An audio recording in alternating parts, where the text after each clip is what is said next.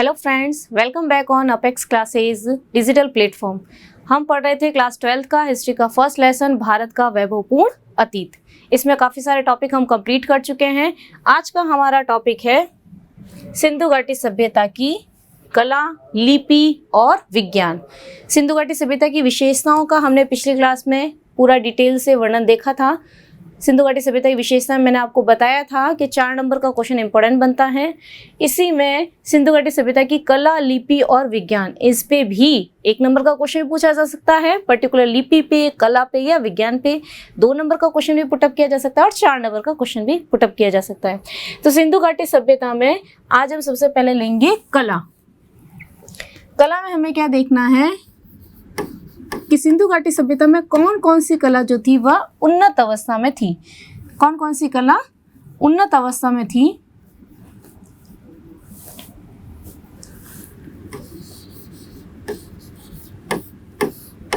कला में कौन कौन सी कला है? सबसे पहला है पत्थर की मूर्ति बनाने की कला। उस समय में पत्थरों की मूर्तियों का निर्माण होता था, पत्थर मूर्तियां। इसके अलावा मनके बनाने के कारखाने, मनके निर्माण की भी कला उस समय बहुत ज़्यादा विकसित अवस्था में थी। तांबे और कांसे की मूर्तियाँ, तांबा व कांसे की मूर्तियाँ। अब कांसे की मूर्तियों के अलावा तांबे और कांसे के काफ़ी सारे बर्तन और पात्रों का भी निर्माण किया जाता था। इसके अलावा पात्र या बर्तन बनाए जाते थे। इसके अलावा कला में हम क्या देखते हैं? मृदभांड। मृदभांड का मतलब क्या होता है? मिट्टी के बर्तन। मृदभांड कला का भी उस समय बहुत ज़्यादा विकास हो रखा था। तो उस समय की कला जो थी बहुत ज़्यादा उन्नत अवस्था में थी। ये कैसे पता चलता है? उस समय की मूर्तियाँ जो मिली हैं, मनके जो मिले हैं, जो मूर्तियों के अलावा जो बर्तन, औजार वगैरह मिले हैं, उन सब से हमें ये पता चलता है कि उस समय की कला बहुत ही विकसित अवस्था में थी। इसके अलावा हम कह सकते हैं तांबे कांसे की जो धातु कला है वह भी बहुत उन्नत अवस्था में थी। इसके भी अवशेष हमें अलग अलग जगह से, जैसे नर्तकी के कांसे की मूर्ति जो मिली है, रथ की जो मूर्ति मिली है, ये सारी चीज़ें ये स्पष्ट करती है कि उस समय की सभ्यता जो थी, सिंधु घाटी सभ्यता जो थी, उसकी कला बहुत ही उन्नत अवस्था में थी। दूसरा हम देख रहे हैं यहाँ पर क्या दिया हुआ है? लिपि। इस पे 1 नंबर का कई बार क्वेश्चन पूछा जाता है। लिपि में आपको क्या ध्यान रखना है? 1 नंबर के क्वेश्चन में सीधा पूछ लिया जाता है कि सिंधु घाटी सभ्यता की लिपि कौन सी थी। तो सिंधु घाटी सभ्यता की लिपि कौन सी थी? भाव चित्रात्मक लिपि। मोस्ट इंपोर्टेंट क्वेश्चन है। सिंधु वासियों की लिपि कौन सी थी? भाव चित्रात्मक लिपि। कौन सी लिपि थी? भाव चित्रात्मक लिपि, जिसे और किस नाम से जानते हैं? पिक्टोग्राफ के नाम से। क्या कहते हैं इसको? और पिक्टोग्राफ। अब कई बार क्या होता है, डायरेक्ट पूछ लिया जाता है कि पिक्टोग्राफ लिपि कौन सी सभ्यता से संबंधित है, या भाव चित्रात्मक लिपि जो है वह कौन सी सभ्यता से संबंधित है। तो आप क्या लिखोगे?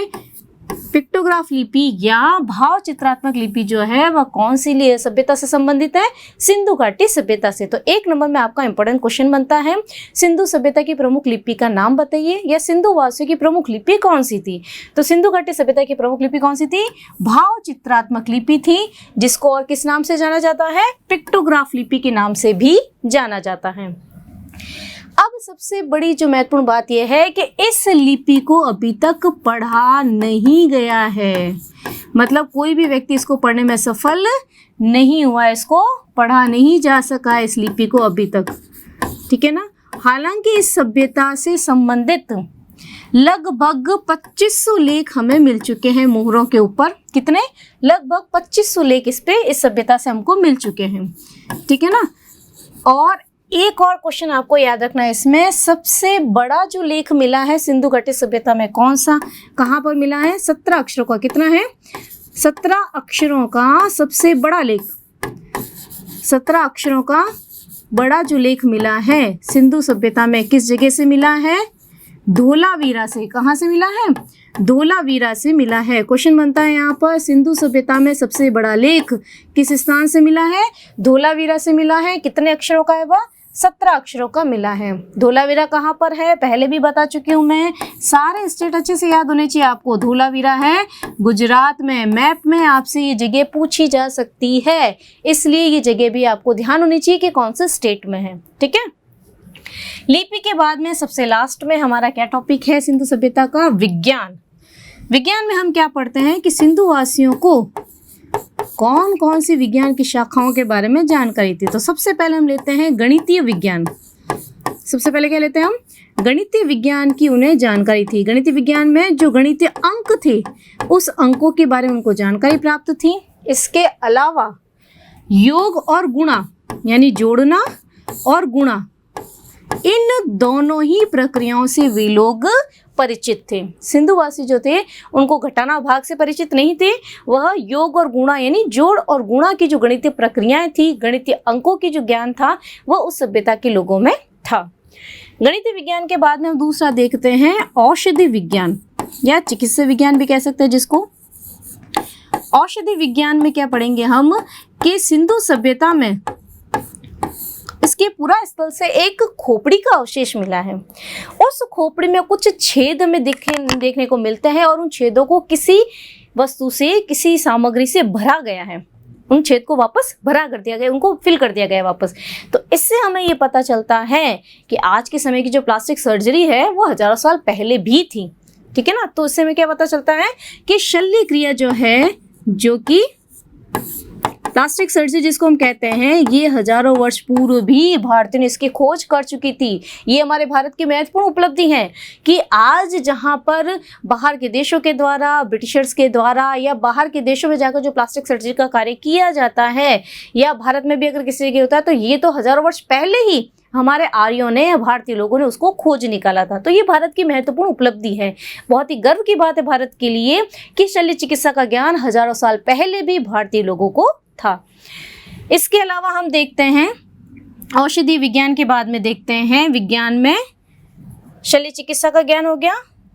इसके अलावा धातु विज्ञान, धातु विज्ञान का भी ज्ञान था उस समय के लोगों को।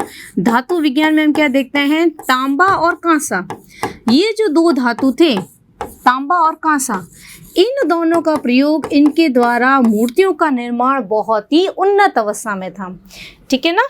तो यहाँ पर हमारे सिंधु घाटी की सभ्यता की कला, लिपि और विज्ञान कंप्लीट हो गए हैं। अब हम इसकी महत्वपूर्ण उपलब्धि नेक्स्ट लेते हैं, सिंधु घाटी सभ्यता की आर्थिक उपलब्धि। क्या देखते हैं हम?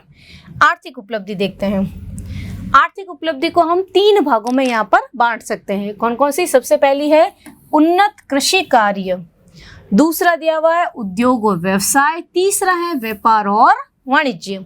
इसमें सबसे पहले हम देखते हैं उन्नत कृषि कार्य। किन आधारों पर हम ये कह सकते हैं कि सिंधु घाटी सभ्यता में कृषि कार्य उन्नत अवस्था में था? कैसे?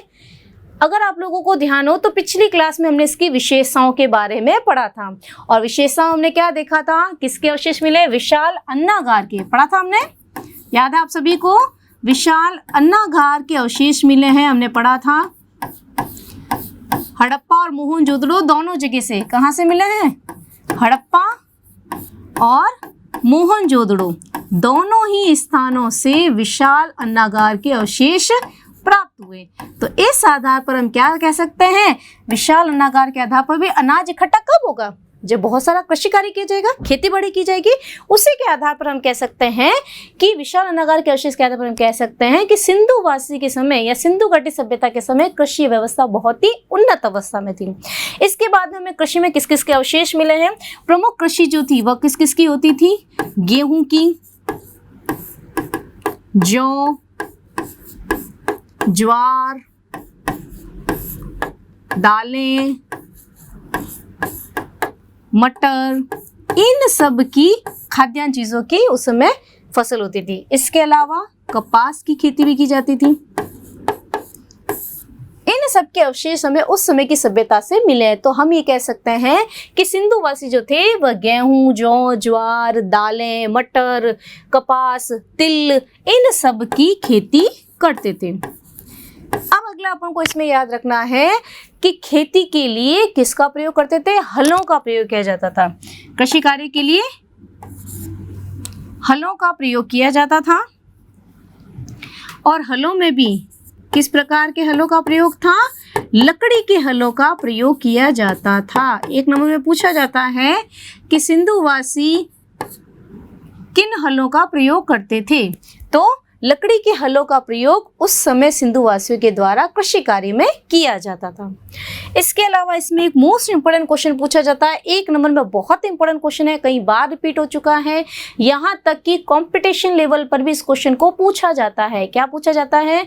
जुते हुए खेत के प्रमाण कहाँ से प्राप्त होते हैं? सिंधु सभ्यता में जुते हुए खेत के प्रमाण कहाँ से प्राप्त होते हैं? जुते हुए खेत, या हम कह सकते हैं दोहरी फसल प्रणाली, दोहरी फसल के अवशेष, दोहरी फसल के प्रमाण किस जगह से मिलते हैं? या आड़ी तिरछी रेखा में जुते हुए खेत, आड़ी तिरछी रेखा में, आड़ी तिरछी रेखा में जुते हुए खेत, इन सब के प्रमाण कहाँ से मिले? हमें कालीबंगा से मिले। मोस्ट इंपोर्टेंट क्वेश्चन है 1 नंबर में आपका, जुते हुए खेत के प्रमाण या दोहरी फसल का प्रमाण सिंधु सभ्यता में किस स्थान से मिलता है? हमें कालीबंगा से। कहाँ पर है कालीबंगा? राजस्थान में। याद रहना चाहिए आपको, जुते हुए खेत के प्रमाण, वापस रिपीट करी हूँ, मोस्ट इंपोर्टेंट क्वेश्चन है 1 नंबर में, जुते हुए खेत के प्रमाण या दोहरी फसल नीति का प्रमाण हमें सिंधु सभ्यता में किस स्थान से मिलता है? तो क्या याद रखोगे आप? कालीबंगा से। ठीक है, ये आपका उन्नत कृषि कार्य कंप्लीट होता है। सेकंड हम आते हैं उद्योग और व्यवसाय में। उद्योग व्यवसाय में सबसे पहला जो उन्नत अवस्था में उद्योग था कौन सा था? धातु उद्योग। धातु में भी अपन पढ़ चुके हैं, 2 धातु महत्वपूर्ण है, कौन कौन से? तांबा और कांसा। इन दोनों के धातुओं से मूर्तियों का निर्माण होता था, बर्तनों का निर्माण होता था, औजारों का निर्माण होता था। इसमें 2 महत्वपूर्ण आपको ध्यान रखना है। एक तो कांसे की जो नर्तकी की मूर्ति है, कहाँ से मिली है? नर्तकी की मूर्ति कांसे की। मोस्ट इंपोर्टेंट 1 नंबर में पूछा जाता है, सिंधु सभ्यता में कांसे की नर्तकी की मूर्ति किस स्थान से मिली है? मोहनजोदड़ो से। कहाँ से मिली है? मोहनजोदड़ो से इसके अवशेष मिले हैं। ये ध्यान होना चाहिए आपको, मोहनजोदड़ो से। ठीक है, दूसरा पूछा जाता है रथ की आकृति।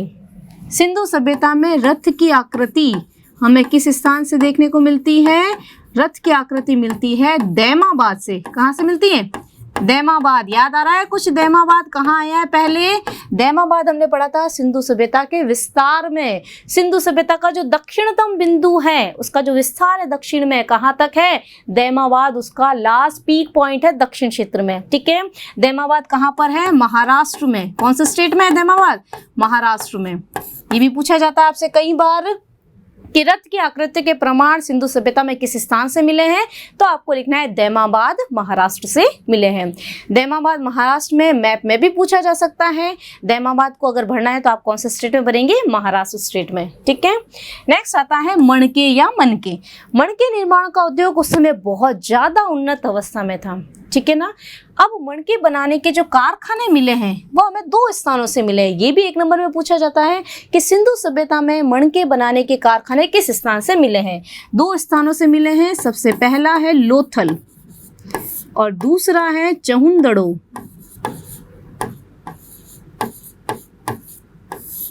लोथल और चहुंदड़ो 2 ही स्थानों से मणके बनाने के कारखाने के अवशेष मिले हैं। 1 नंबर में मोस्ट इंपोर्टेंट क्वेश्चन, लोथल कहाँ पर है? गुजरात में। ध्यान होना चाहिए आप लोगों को। और चहुंदड़ो कहाँ पर है? सिंध पाकिस्तान में। दोनों की जगह ध्यान होनी चाहिए आपको। मणके बनाने के उद्योग किस स्थान पर मिले हैं? अवशेष कहाँ से मिले हैं? 2 स्थानों से मिले हैं। पहला है लोथल से और दूसरा है चहुंदड़ो से। लोथल कहाँ है वर्तमान में? गुजरात में। और चहुंदड़ो कहाँ पर है? सिंध पाकिस्तान में। अगली चीज पूछी जाती है, सिंधु सभ्यता में मणके किन किन चीजों से बनते थे?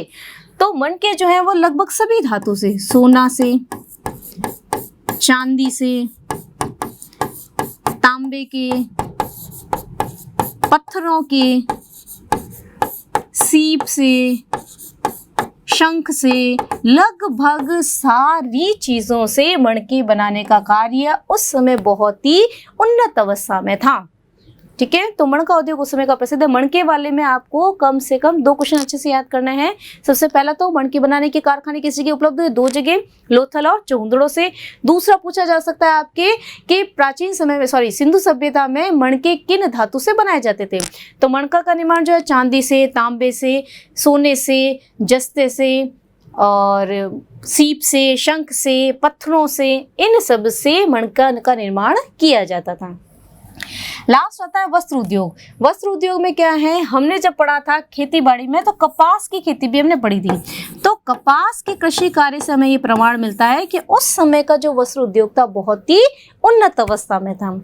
इसके अलावा ध्यान रखना है कि कपास की खेती के साथ साथ हमें कई जगह पर तकलिया और तकुए मिले हैं। तकिया तकलुए जो होते हैं, तकलिया और तकुए, क्या कार्य होता है, कपड़े की बुनाई में, ठीक है ना, कपड़े की बुनाई में तकिया तकुए का निर्माण कार्य किया जाता है इससे। तो कपड़ों की कताई और बुनाई के लिए, कताई और बुनाई के लिए किसका प्रयोग होता था, तकलिए तकुए का। तो इनके अवशेष से भी हमें ये पता चलता है कि सिंधु सभ्यता कालीन वस्त्र उद्योग बहुत ही उन्नत अवस्था में था। ओके, नेक्स्ट आता है आर्थिक उपलब्धि का लास्ट पॉइंट है व्यापार और वाणिज्य। व्यापार वाणिज्य में हमें क्या मिलता है कि उस समय विदेशी व्यापार और अंतर्राष्ट्रीय व्यापार उन्नत अवस्था में था। विदेशी व्यापार उन्नत अवस्था में था। वस्तुओं का, काफ़ी सारी वस्तुओं का आयात किया जाता था और काफ़ी सारी वस्तुओं का निर्यात किया जाता था, ठीक है ना। निर्यात में तो यही है, मसाले वगैरह हैं, कपड़े वगैरह हैं। आयात जो है ये आपको ध्यान रखनी है। आयात में आपको ध्यान रखना है, सबसे पहला आता है तांबा। सिंधुवासी जो थे वो तांबा कहाँ से मंगवाते थे, गणेश्वर से। कहाँ से मंगाते थे, गणेश्वर से। कहाँ पर है गणेश्वर, राजस्थान में। राजस्थान में कहाँ पर है, सीकर में। ध्यान होना चाहिए ये भी आपको, राजस्थान के सीकर में गणेश्वर से क्या मंगाया जाता था, तांबा मंगाया जाता था। सोना कहाँ से मंगाया जाता था, मैसूर से। कहाँ से मंगाया जाता था, मैसूर। कहाँ पर है मैसूर, कर्नाटक में। ध्यान होना चाहिए आपको, सारी जगह लेसन में जहाँ जहाँ जो जगह आती है वह कौन से स्टेट में, बहुत अच्छे से क्लियरली आपको पढ़ना है, सुनना है, ताकि मैप का जो 5 नंबर का क्वेश्चन हो आपका उसमें हाफ मार्क्स भी कट ना हो। 5 आउट ऑफ 5 मार्क्स आने चाहिए उसमें, ठीक है।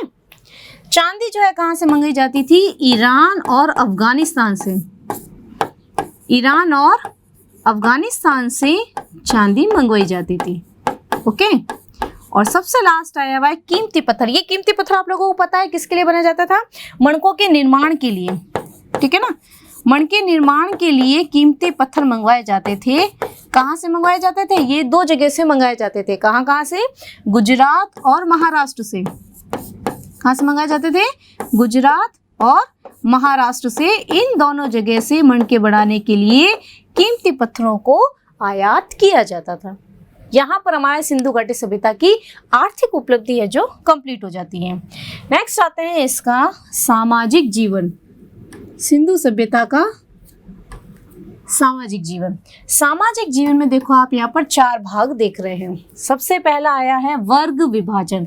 सिंधु सभ्यता का जो वर्ग था, समाज जो था, वह अलग अलग वर्गों में विभक्त था। सबसे ऊपर कौन होता था, शासक और शासन में भाग लेने वाले महत्वपूर्ण कर्मचारी। शासक और महत्वपूर्ण कर्मचारी, ये एक अलग से वर्ग था। इसके अलावा जो वर्ग थे कौन कौन से थे, सामान्य वर्ग था जिसमें सामान्य जनता आती थी, अलग अलग कार्य करने वाले व्यक्ति थे।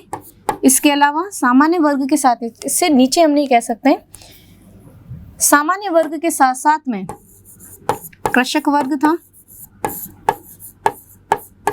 कृषक वर्ग के साथ में ही श्रमिक वर्ग था। वैसे तो 4 वर्ग हैं, लेकिन प्रमुख रूप से 2 भागों में ही समाज का विभाजन था। कैसे कि शासक और जो महत्वपूर्ण कर्मचारी वर्ग था, ये किसमें निवास करता था। आपको ध्यान होगा इसकी नगरीय नियोजन की व्यवस्था मैंने बताई थी। नगर 2 भागों में बटा हुआ था। तो जो गढ़ी और किले वाला एरिया था, बताया था आपको, जो ऊंचाई पर बनता था, परकोटे से चारों तरफ से बंद रहता था। तो गढ़ी और किले वाले इलाके में कौन निवास करते थे, शासक और शासन कार्य में कार्य करने वाले महत्वपूर्ण कर्मचारी। बाकी जो सामान्य वर्ग है, कृषक है, श्रमिक वर्ग है, ये कहाँ निवास करती थी, नगर या बस्ती में। बता चुकी हूँ मैं पहले भी कि नगर नियोजन 2 भागों में विभाजित था। एक वर्ग जो ऊंचाई पर बनता था वह गढ़ी या किले का क्षेत्र कहलाता था। उसको परकोटे से, नगर से पृथक रखा जाता था। नगर और बस्ती में सामान्य जनता निवास करती थी। अब इसके साथ में आपको ध्यान रखना है, सामान्य वर्ग के बाद में दूसरा पॉइंट याद रखना आपको, परिवार। कि प्राचीन कालीन जो सिंधु सभ्यता है उसमें ज़्यादातर हमें मात्र देवी की मूर्तियां मिली हैं, स्त्रियों की मूर्तियां मिली हैं, देवियों की मूर्तियां मिली हैं। इससे हमें स्पष्ट ज्ञात होता है कि उस समय के परिवार कैसे थे, मात्र सत्तात्मक परिवार। क्या होता है मात्र सत्तात्मक परिवार? जिसमें माता के नाम से वंश चलता है। आपको समाज में, परिवार में किसके नाम से जाना जाता है? माता के नाम से। वर्तमान में कौन सा परिवार चल रहा है? पितृसत्तात्मक। कैसे? आप कहीं पर भी जाते हो, ठीक है ना, कहीं से आपसे पूछा जाता है आप किसके बेटे हो, बेटी हो, आपसे परिचय मांगा जाता है तो आप किसका नाम बताते हैं? अपने पिता का नाम बताते हैं। पिता का नाम ही आपके डॉक्यूमेंट में लिखा जाता है, फादर ऑफ, ठीक है ना, कहीं पर लिखा जाता है। जहाँ जहाँ लिखा जाता है आपके बेटे का नाम, अपने पुत्र का नाम, उनके साथ में अपने पिता का नाम लगाया जाता है, ठीक है। इसके अलावा परिवार के वंशजों के भी नाम में भी, जैसे मान लो आप कोई शादी ब्याह के लिए जा रहे हैं, बाहर का कोई भी काम कर रहे हैं, कौन करती है? माता करती है, पिता करते हैं? पिता करते हैं। तो प्रमुख रूप से समाज में किसको मान्यता प्राप्त है? पिता को। तो ऐसा समाज क्या कहलाएगा? पितृसत्तात्मक परिवार। उस समय क्या होता था? मात्र सत्तात्मक, यानी माता के नाम से वंश चलता था। जैसा इसका एक एग्जाम्पल हम देखते हैं महाभारत काल में। अगर हम जाते हैं, महाभारत लगभग आप सभी लोगों ने देख रखी होगी, तो उसमें देखो जो भी अपन कैरेक्टर देखते हैं महाभारत के, लगभग जैसे अपन देखते हैं कुंती पुत्र अर्जुन, देखते हैं कुंती पुत्र अर्जुन, गांधारी नंदन धृतराष्ट्र, सॉरी गांधारी नंदन दुर्योधन, पढ़ते हैं नाम। तो उस समय के जो भी कैरेक्टर थे उनमें हम देखते हैं कि माता के नाम से उनको जाना जाता था। दूसरा हम आ जाते हैं रामायण की तरफ। रामायण की तरफ हम क्या देखते हैं? जनक पुत्र राम, देखते हैं ना, सॉरी दशरथ पुत्र राम और जनक पुत्री सीता, यानी पिता के नाम से वंश चल रहा है। यानी ऐसा वंश, ऐसा समाज क्या होगा? पितृसत्तात्मक समाज होगा, पितृसत्तात्मक परिवार होगा। सिंधु सभ्यता में ज्यादातर हमें देवियों की मूर्तियां मिली हैं। उससे हमें ये ज्ञात होता है उस समय का समाज जो था वह कैसा था? मात्र सत्तात्मक परिवार था, यानी माता के नाम से वंश चलता था। अब आता है आभूषण। आभूषण में क्या है? स्त्री और पुरुष दोनों ही आभूषण पहनते थे। देखा है आपने प्राचीन काल में, चाहे आप महाभारत काल उठा के देख लो, चाहे रामायण देख लो, सभी पुरुषों के काफी सारे आभूषण पहने होते हैं। तो प्राचीन सभ्यता में भी, हमारे सिंधु सभ्यता में भी स्त्री और पुरुष दोनों को ही आभूषणों का शौक था। स्त्री पुरुष दोनों ही आभूषण के शौकीन थे, ठीक है। नेक्स्ट आता है मनोरंजन। अब एंटरटेनमेंट कैसे करते थे? मनोरंजन के लिए हमें अवशेष मिले वाद्य यंत्रों के। किसके अवशेष मिले? वाद्य यंत्रों के, यानी संगीत में उनकी रुचि, हम कह सकते हैं उनकी संगीत में रुचि थी। तो वाद्य यंत्रों के द्वारा वह अपना मनोरंजन करते थे, संगीत का आयोजन करते थे। इसके अलावा शिकार या आखेटन, शिकार या आखेटन कहते हैं, आखेट करना यानी शिकार करना, ये दो कार्यों के द्वारा सिंधुवासी अपना मनोरंजन करते थे। ओके, तो यहाँ पर अपना आर्थिक जीवन के बाद में सामाजिक जीवन कंप्लीट हो जाता है। सामाजिक जीवन के बाद हमारा आता है धार्मिक जीवन की उपलब्धियां सिंधु सभ्यता की। धार्मिक जीवन में पहला हम देखते हैं वृक्ष, जल और पशु पूजा। अब उस समय के जो अवशेष मिले सिंधु सभ्यता में, तो सबसे पहले वृक्ष में हम देखते हैं कि एक अवशेष मिला है जिसमें पीपल के वृक्ष के नीचे एक व्यक्ति हाथ जोड़ के खड़ा है। पीपल के वृक्ष के आगे कुछ चढ़ा जाए। पीपल के वृक्ष की पूजा, ऐसा माना जाता है कि सिंधुवासी जो थे वो पीपल के वृक्ष की पूजा करते थे। ऐसा माना जाता है कि उस समय के लोगों का ये विश्वास था कि वृक्ष में किसी आत्मा का निवास होता है, इसलिए वो उसकी पूजा करते थे। तो वृक्ष पूजा उस समय प्रचलित थी। जल, जो भी सरोवर और तालाब वगैरह है, बड़ी नदियाँ जो होती थी, उनका भी पूजन किया जाता था। ऐसा माना जाता है जैसे पितरों का तर्पण वगैरह किया जाता नदी के किनारे, तो उस समय भी ऐसा माना जाता था कि हमारे जो पूर्वज थे उनका जल में निवास होता है, इसलिए वह जल की पूजा के माध्यम से उनकी पूजा करते थे। पशु पूजा, पशुओं में हमें क्या है? सबसे ज़्यादा नाग की पूजा के अवशेष मिलते हैं, नाग की पूजा करते हुए, ठीक है ना। एक जगह ये बताया गया है कि एक योगी की मूर्ति भी हमें देखने को मिलती है। उस योगी की मूर्ति के पास में क्या है? हमें एक तरफ तो हाथी और बाघ बना हुआ दिखता है और दूसरी तरफ एक भैंसा और सिंह हिरण बना हुआ दिखता है। तो ऐसा माना जाता है इन पशुओं का भी उस समय पूजा में शामिल था नाम, ठीक है ना। तो सिंधु सभ्यता में वृक्ष पूजा, जल पूजा और पशु पूजा को मान्यता प्राप्त थी, मतलब इनको देवी देवता के रूप में पूजा जाता था, ठीक है। तप, योग और यज्ञ। तप, योग और यज्ञ में क्या है? सबसे पहले हम देखते हैं लोथल में, बनावली में कालीबंगा से, इन जगह से हमें अग्निकुंड और अग्निवेदियों के अवशेष मिले हैं। अग्निकुंड और अग्निवेदिकाएं, किसे कहते हैं अग्निकुंड अग्निवेदिकाएं? अग्निकुंड और अग्निवेदिकाएं क्या होता है? यज्ञ के समय जो एक जिसमें आहुतियां वगैरह देते हैं, जो चौकोर तरह का बनाया जाता है, यज्ञ वगैरह देखा ही होगा आप लोगों ने, तो वो अग्निकुंड और अग्निवेदियां, वेदी बनी हुई है जिसके ऊपर आहुतियां दी जा रही है, इनके अवशेष मिले हैं। उससे ये पता चलता है उस समय के जो लोग थे वह यज्ञों में विश्वास करते थे, यज्ञों का आयोजन करते थे, इससे ये पता चलता है। ठीक है ना। योग में मैंने अभी आपको बताया है कि एक योगी की मूर्ति मिली है, जिसे कुछ लोग तो शिव की प्रतिमा कहते हैं और कुछ लोग ऐसे मानते हैं कि उस समय योग को महत्व दिया जाता था। तो योगी की एक प्रतिमा मिली है, मूर्ति मिली है। तप का भी आयोजन किया जाता था। कुछ लोग ऐसे कह रहे हैं वो योगी की जो मूर्ति है उसमें वह तपस्या करता हुआ दिखाया गया है। तो इन सारे अवशेषों से ये ज्ञात होता है उस समय के जो लोग थे वह यज्ञ हवन में, तप में और योग में विश्वास करते थे। तो यहाँ पर हमारा धार्मिक जीवन कंप्लीट होता है। लास्ट हमारा आज का टॉपिक आता है सिंधु सभ्यता का राजनीतिक जीवन, यानी शासन व्यवस्था कैसी थी उस समय की। अब राजनीतिक जीवन में सबसे पहला आता है प्रमुख केंद्र।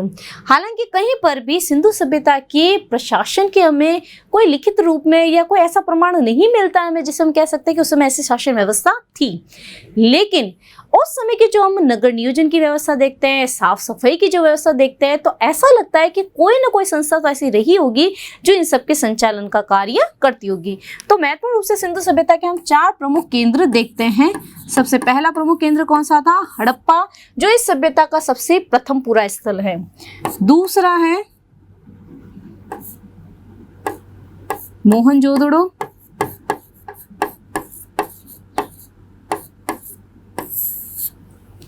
तीसरा स्थल हम देखते हैं इसमें लोथल, और चौथा स्थल इसमें हम देखते हैं कालीबंगा। हड़प्पा, मोहनजोदड़ो, लोथल और कालीबंगा, ऐसा माना जाता है ये 4 प्रमुख उस समय शासन के केंद्र थे जहां से आसपास के क्षेत्रों में सारी व्यवस्थाएं की जाती थी, चाहे वह नगर नियोजन की हो, सड़कों का निर्माण हो, गलियों का निर्माण हो, नालियों का निर्माण हो, साफ सफाई के लिए जो भी व्यवस्था थी वह इन 4 केंद्रों के माध्यम से की जाती थी। नेक्स्ट आता है प्रशासन। प्रशासन में हम ऐसे कह सकते हैं कि साफ सफाई के लिए जिस प्रकार वर्तमान में नगर निगम, नगर पालिकाएं हैं, वैसे ही उस समय कोई न कोई संस्था अवश्य रही होगी जो संपूर्ण प्रशासन की देखरेख का कार्य करती होगी। हम इसको सही तरीके से तो नहीं कह सकते, स्पष्ट रूप से नहीं कह सकते क्योंकि ऐसे अवशेष नहीं मिले हैं, लेकिन उस समय के जो सुव्यवस्थित अवशेष हमें मिले हैं नगर नियोजन के, साफ सफाई के, उस आधार पर हम कह सकते हैं उस समय किसी न किसी प्रकार की एक व्यवस्था रही होगी, नगर निगम जैसी, नगर प्रशासन जैसी, नगर पालिका जैसी, जो उस समय की सारी व्यवस्था को देखती होगी।